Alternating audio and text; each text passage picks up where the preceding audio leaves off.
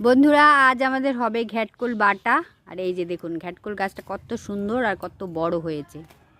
আমার মা সব এক এক করে কেটে নিচ্ছে। একটু গোড়ার দিকে দেখাই, এই দেখুন এক জায়গায় অনেকগুলো হয়েছে, একটা ঝাড়। মা এদিকে পাতাগুলো কেটে নিক, আরও কিছু গাছ এখানে আছে আপনাদের দেখিয়ে দিই। এখানে এই যে একটা চাল কুমড়ো গাছে চাল কুমড়ো হয়েছে, এই যে ছোট্ট মতো।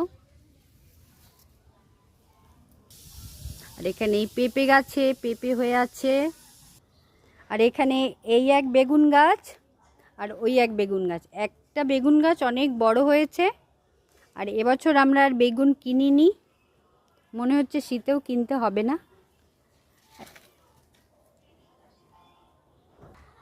আর এখানে হচ্ছে একটা লাউ গাছ। সব গাছ আপনাদের দেখিয়ে দিলাম।